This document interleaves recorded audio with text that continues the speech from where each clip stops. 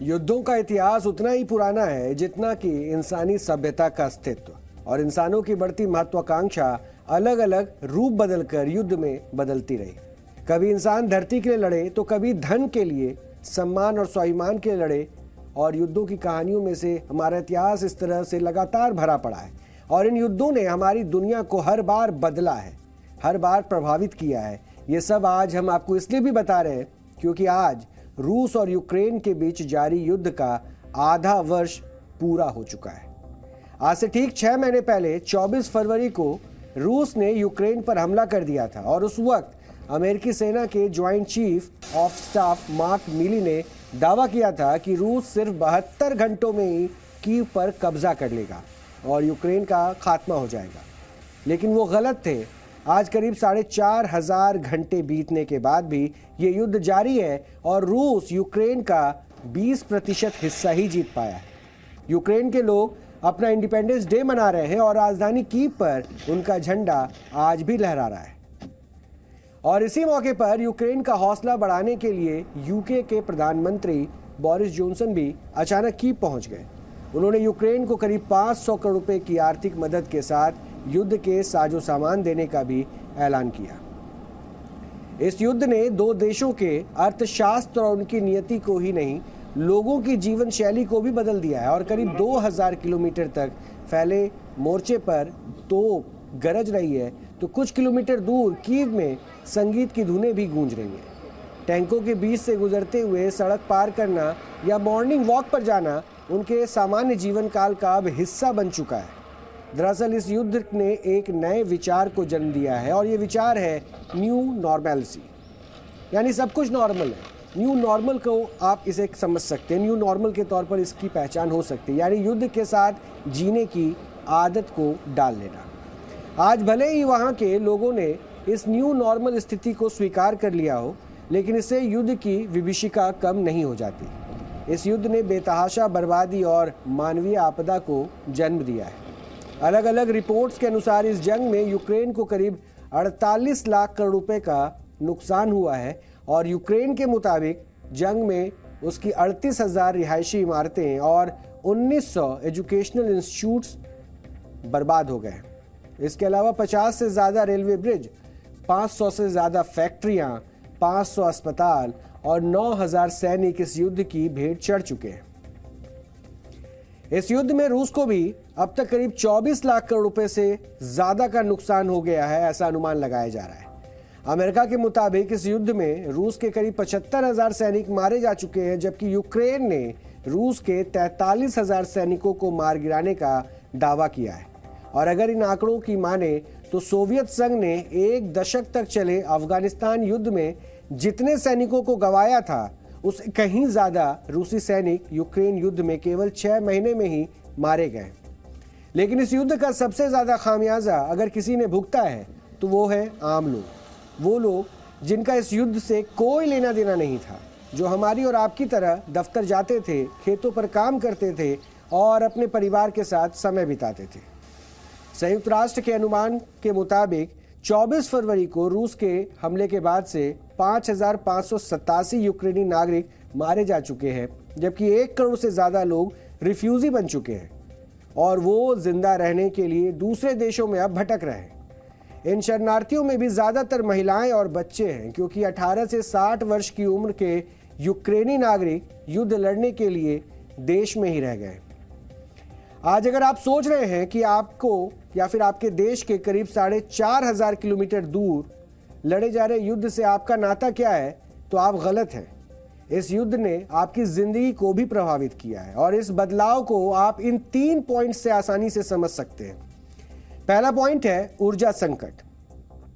दरअसल रूस दुनिया भर के में जितनी भी प्राकृतिक गैस होती है उसका सबसे बड़ा निर्यातक देश है, और वो कच्चे तेल का दूसरा सबसे बड़ा सप्लायर भी है, जबकि दुनिया का तीसरा सबसे बड़ा कोयला आपूर्तिकर्ता भी रूस ही है। और वर्ष 2021 में रूस ने अपनी ज़रूरत की लगभग 40% नेचुरल गैस रूस से ही आयात की थी।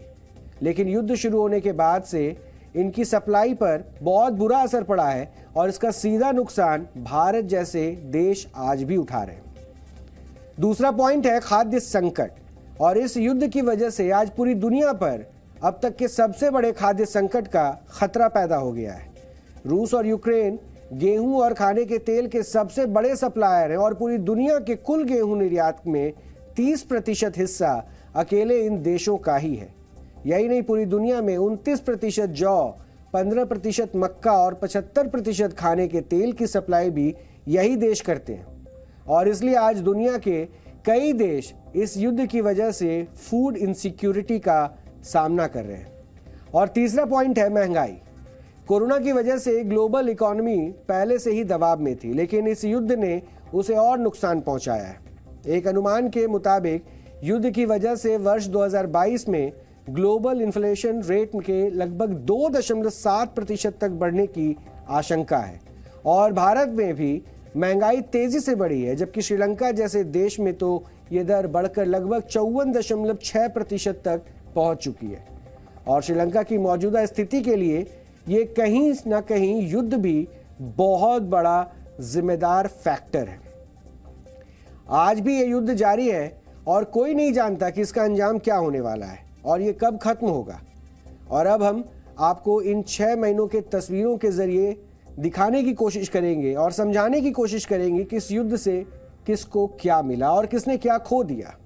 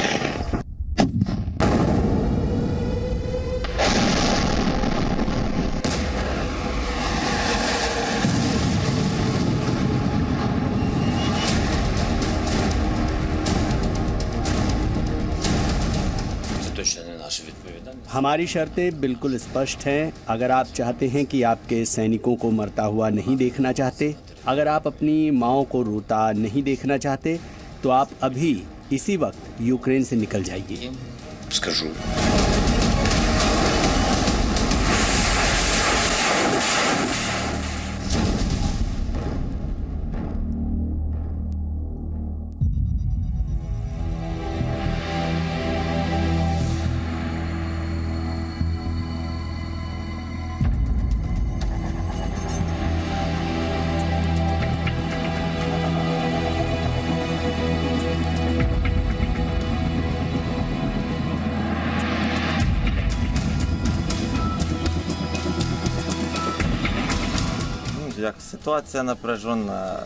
मेरा मानना है कि ये युद्ध लंबे वक्त तक चलेगा, लेकिन युद्ध में टिके रहने के लिए हमें अपने मित्र देशों से और मदद चाहिए। हमें अच्छे और मॉडर्न हथियारों की जरूरत है। दुश्मनों को नष्ट करने के लिए हमें और संसाधन चाहिए।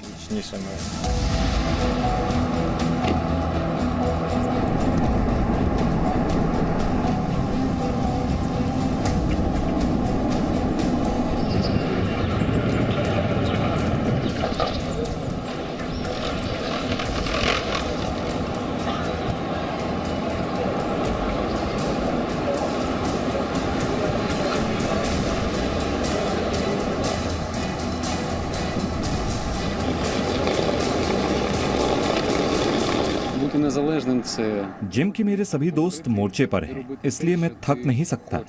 हमें उनकी मदद करनी है, टैक्स जमा करना है, फंड जुटाना है, ताकि हम लड़ते रह सकें। क्योंकि अगर हम रुक गए तो यहाँ फिर उनका कब्जा हो जाएगा।